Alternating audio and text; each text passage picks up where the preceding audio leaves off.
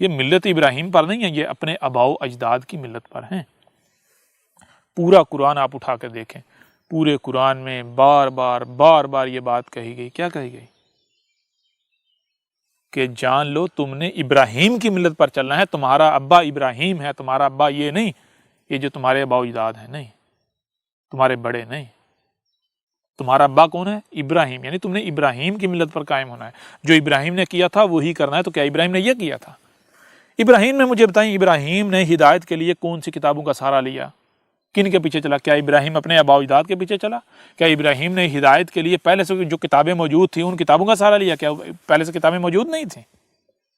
موجود تھیں، جو لوگوں نے ہدایت کے نام پر سینوں سے لگائی ہوئی تھی۔ تو کیا ابراہیم نے ان کا سہارا لیا؟ اور اگر آپ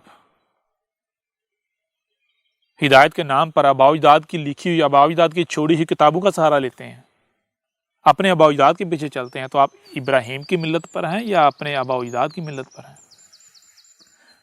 ایک اور پہلو سے آپ کے سامنے رکھتے ہیں اسی بات کو، مثال کے طور پر، کیا وہ کون سا مسلمان ہے، وہ کون سا شخص ہے جو یہ نہیں مانتا کہ رسول جو ہے اس میں اسوۃ حسنہ نہیں ہوتا؟ کسی بھی ملاٹے سے جا کے، کسی مولوی سے پوچھ لیں، ملا سے، ملاٹے سے پوچھ لیں کہ کیا رسول جو ہے اس میں اسوۃ حسنہ ہے یا نہیں، تو کہے گا جی ہاں۔ تو اسوۃ حسنہ کا مطلب کیا ہے؟ عملی نمونہ۔ رسول کیوں بھیجا جاتا ہے؟ رسول کوئی بت نہیں ہوتا کہ جسے تم نے پوجنا ہے، نہیں۔ رسول تو رب بتاتا ہے کہ میں نے، دیکھو، تمہاری ہی طرح کا ایک بشر تمہارے سامنے اسی لیے لایا ہے کہ تاکہ تمہیں عملی طور پر کر کے دکھایا جائے کہ تم نے کیا کرنا ہے، کیسے تم دنیا میں آتے ہو، کیسے حق پہچاننا ہے، یہ تمہیں میں کر کے دکھاتا ہوں، تم نے ایسا بننا ہے۔ کوئی ایک بھی رسول ایسا نہیں جس نے آ کر یہ کہا ہو کہ تم میرے جیسا نہیں بن سکتے، نہیں، ہر رسول نے یہ کہا کہ میں تمہارے لیے عملی نمونہ ہوں، تم نے میرے جیسا بننا ہے، میں تمہاری منزل ہوں، میں تمہارا مکان ہوں، تم نے میرے جیسا بننا ہے۔ میں تو بھیجا اس لیے گیا ہوں کہ تمہیں دکھایا جائے تم نے بننا کیا ہے، تم سے مقصود کیا ہے۔ ٹھیک ہے جی، یہ اسوۃ حسنہ۔ تو جو لوگ بھی محمد میں اپنے لیے اسوۃ حسنہ کا دعویٰ کرتے ہیں، میں آپ سے سوال کرتا ہوں کہ کیا محمد نے اسی طرح ہدایت حاصل کی جس طرح آپ ہدایت کے دعوے دار ہیں؟ بتائیں ذرا۔ محمد نے پہلے کون سی کتاب موجود تھی، محمد اس کے پیچھے پڑھا، اس سے ہدایت لی؟ ہاں، اگر آپ محمد کی زندگی کو دیکھیں گے تو آپ کو پتا چلے گا محمد بھی جب بچہ تھا اسے ہی حق کہتا رہا، حق سمجھتا رہا، جس کو اس کے بڑے، اس کے آباء و اجداد حق کہتے رہے۔ کیوں؟ عقلی لحاظ سے، شعوری لحاظ سے وہ ابھی بالغ نہیں تھا، بڑوں کا محتاج تھا۔ تو جو بڑے، جیسے محمد پیدا ہوا تھا، جب پیدا ہوتا 100% اپنے والدین کا محتاج تھا، بڑوں کا محتاج تھا، لیکن آہستہ آہستہ وہ خود مختار ہوتا گیا، والدین کی، بڑوں کی محتاجی کم ہوتی چلی گئی۔ تو ایک وقت تک وہ شعوری طور پر بھی دوسروں کا محتاج تھا، بڑوں کا محتاج تھا، وہ شعوری طور پر بھی بالغ نہیں ہوا تھا۔ تو جب تک محمد دوسروں کا محتاج تھا تو محمد وہی کہتا، وہی کرتا جس کو بڑے کہتے، جس کو بڑے غلط کہتے اسے غلط کہتا، جس کو بڑے صحیح کہتے اسے صحیح کہتا۔ لیکن پھر ایک وقت آیا جب محمد باشعور ہو گیا، شعوری طور پر بالغ ہو گیا، عقلی طور پر بالغ ہو گیا، تو پھر محمد نے کیا کیا؟ پھر محمد نے خود سے غور و فکر کرنا شروع کر دیا۔ جب محمد نے خود سے غور و فکر کرنا شروع کیا تو کیا کیا؟ جس کو بڑے آباء و اجداد یعنی مختلف فرقے، جو گروہ موجود تھے، جو جسے حق کہہ رہا تھا، ان کو آزمانا شروع کر دیا۔ کبھی ان کی طرف رخ ہے، کبھی ان کی طرف رخ ہے، کبھی ان کی طرف رخ ہے، ہدایت کے لیے حق کے لیے، لیکن کہیں سے نہیں حق مل رہا، کہیں سے نہیں مل رہا۔ یہاں تک کہ سب سے آخر میں اپنا قبلہ کس کو بنایا؟ دیکھا کہ یہ جو یہودی ہیں، عیسائی ہیں، یہ لگتا ہے یہ حق کے بڑے قریب ہیں، یہ تو ان کو اپنا قبلہ بنا لیا، یعنی ان کی طرف ہدایت کے لیے ان کی طرف رخ کر لیا، ان کی کتابیں پڑھنا شروع کر دی، ان کا لٹریچر چھاننا شروع کر دیا، ان سے جو ہے وہ رہنمائی لینا شروع کر دی۔ لیکن پھر ایک وقت آیا، رب نے کہا نہیں، دیکھ لیا، جان لیا، نہیں نہ کہیں سے ہدایت ملی۔ تو جب یہ وقت آیا تو محمد پھر گڑگڑانا شروع ہو گیا، میرے رب مجھے کہیں سے حق نہیں ملا، یہ سب کے سب گمراہ ہیں، یہ تیرا دین ہے، تو میرا خالق ہے، مجھے بتا حق کیا ہے، میں اپنے آپ کو تیرے آگے جھکا دیتا ہوں۔ میں اب کوئی بھی بات کہیں سے آتی ہے تو میں آگے سے رزسٹ نہیں کروں گا۔ تو یوں پھر رب نے کہا تھا کہ تو اپنا قبلہ تبدیل کر، تو تو دیکھ ہدایت کے لیے، ہدایت کی حصول کے لیے تو نے اپنا رخ کدھر کیا ہوا ہے؟ ان کی طرف، ان لوگوں کی طرف، یہ تو مشرکین ہے۔ تو اپنا رخ میری طرف کر، میں کیا ہوں؟ نیچر، یہ رب، یہ کائنات۔ وہی جب محمد نے غور و فکر کیا تو پتا چلا بھائی کریٹر تو میرا یہ کائنات ہے۔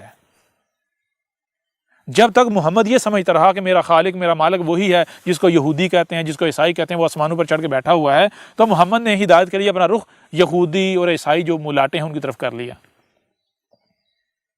لیکن جب محمد ساتھ غور و فکر کر رہا ہے، پتا چلا، واضح ہوا کہ بھائی وہ خالق و مالک تو یہ کائنات ثابت ہوتی ہے۔ جب خالق، مالک یہ کائنات ثابت ہوتی ہے، میرا کریٹر یہ کائنات ثابت ہوتی ہے، تو میں ان کی طرف کیوں رخ کیے ہوئے ہوں ہدایت کے نام پر؟ یوں پھر محمد نے اپنا رخ ان سے ہٹا کر، یعنی اپنا قبلہ تبدیل کیا۔ کدھر اپنا رخ کیا؟ قبلہ کس کو بنایا؟ قبلہ بنایا رب کو، یعنی نیچر کو، کائنات کو اپنا قبلہ بنا لیا، رہنمائی کے لیے کائنات کی طرف سے رخ کر لیا۔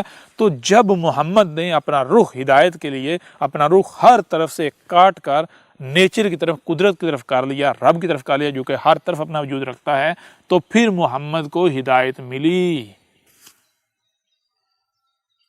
یہ کیا ہے؟ یہ رب نے محمد کے ذریعے عملی طور پر آپ کے اوپر واضح کیا تھا۔ یہی چیز پھر عیسیٰ ابن مریم کے ذریعے واضح کی تھی، اس سے پہلے یہی چیز موسیٰ کے ذریعے واضح کی تھی، یہ تھی ابراہیم کی ملت، یہ کیا تھا ابراہیم نے۔ تو آج جتنے بھی ہدایت کے دعوے دار ہیں، ہدایت کی طلب کے دعوے دار ہیں، یا ہدایت یافتہ ہونے کے دعوے دار ہیں، یا وہ اس چیز کے دعوے دار ہیں کہ ہم جن کے پیچھے چل رہے ہیں یا جس کے پیچھے چل رہے ہیں وہ ہدایت یافتہ ہے، یا وہ ہدایت یافتہ ہیں اس لیے ہم بھی ہدایت یافتہ ہیں، تو میں آپ سے سوال کرتا ہوں کہ کیا آپ محمد کی ملت پر ہو؟ آپ ابراہیم کی ملت پر ہو؟ آپ محمد کو اپنے لیے اسوۃ حسنہ بنا رہے ہو؟ یا پھر ایک طرف تو محمد ہے، دوسری طرف آپ کے آباء و اجداد ہیں۔ محمد کیا اسوہ کیا ہے؟ وہ آپ کے سامنے رکھ دیا۔ آپ کے آباء و اجداد کا، آپ کے بڑوں کا، آپ کے ملاٹوں کا اسوہ کیا ہے؟ کہ اندھوں کی طرح دوسروں کے پیچھے چلو، فرقوں کے پیچھے چلو، گروہوں کے پیچھے چلو، ملاٹوں کے پیچھے چلو۔ جس پر اپنے بڑوں کو پایا ہے انہی کے اوپر ڈٹے رہو۔ وہ بخاریاں، یہ شیاطین کے کلام جو ہیں، ان کو پکڑ لو، ان کو پکڑ کے دگڑ دگڑ ذلیل ہوتے رہو۔ جی، ایک طرف آپ کے بڑوں کا، آپ کے آباء و اجداد کا اسوہ ہے، دوسری طرف محمد کا، ابراہیم کا اسوہ ہے۔ تو اب آپ اپنی گریبان میں جھانکیں اور خود فیصلہ کریں کہ آپ کس کے اسوہ پر عمل کر رہے ہیں، کس کو آپ نے اپنے لیے اسوہ بنایا ہوا ہے۔ اور اگر دیکھا جائے ان دونوں میں سے کس کا اسوہ حسنہ ہے، تو حسنہ ثابت ہوتا ہے محمد کا، حسنہ ثابت ہوتا ہے ابراہیم کا، عیسیٰ ابن مریم کا، موسیٰ کا، ابراہیم کا، کیونکہ ایک ہی اسوہ ہے نا سب کا وہ۔ تو آپ کیا کر رہے ہیں؟ غور تو کریں۔ ابراہیم نے کیا کیا تھا؟ ابراہیم نے آ کر وہ کیا تھا جو آپ لوگ کر رہے ہیں، یا پھر ابراہیم نے تو جو آباء و اجداد نے بت گڑے ہوئے تھے، تراشے ہوئے تھے، ان کو توڑا تھا، ان کے اوپر کلہاڑے چلائے تھے، ٹھیک ہے نا؟ تو کون سے بت؟ جو ابراہیم جب آیا تھا تو بڑوں نے نسل در نسل تراشے ہوئے تھے، جیسے اس وقت انہوں نے تراشے ہوئے تھے، بالکل آج آپ کے بڑوں نے بھی بت تراشے ہوئے ہیں۔ بخاری، مسلم، فلاں ڈنگا، روزے، حج، زکاتوں کے نام پر، ملاٹوں کے نام پر، طرح طرح کی کتابوں کے نام پر یہ جتنے بت تراشے ہوئے ہیں، کیا آج میں سے کسی کی بھی جرت ہوئی کہ ابراہیم بنوں اور ان سب پر کلہاڑا چلاؤں؟ بخاری کی بھی گردن اڑاؤں جی، مسلم کی بھی اڑاؤں جی، ملاٹے جو ہیں ان کی، یعنی کہ یہ جو بت ہیں، ان بتوں کو پاش کروں؟ کسی کی جرت ہوئی؟ ان پر کلہاڑا چلانے کا مطلب یہ نہیں ہے کہ آپ جو ہے وہ کتاب نیچے رکھ کے اس کے اوپر کلہاڑیاں مارنا شروع کر دیں یا ملاٹوں کی گردن اتارنا شروع کر دیں، نہیں۔ ان کی طرف سے اپنا رخ کاٹ کر اپنے رب کی طرف رخ کرنا ہے، یہ ہے مطلب اس کا، ٹھیک ہے؟ کہ آپ یہ کر رہے ہیں، آپ نے یہ کیا، یا پھر آپ تو بت پرست ہیں۔ جو بت گڑے ہوئے ہیں آپ کے آباء و اجداد نے، ان کے اوپر الٹا کے پہرا دے رہے ہیں، اور جو توڑنے آتے ہیں آپ ان کے ساتھ دشمنی کرتے ہیں، بالکل اس طرح جس طرح رسولوں کے ساتھ دشمنی کی گئی، جس طرح ابراہیم کے ساتھ دشمنی کی، ذرا غور تو کریں۔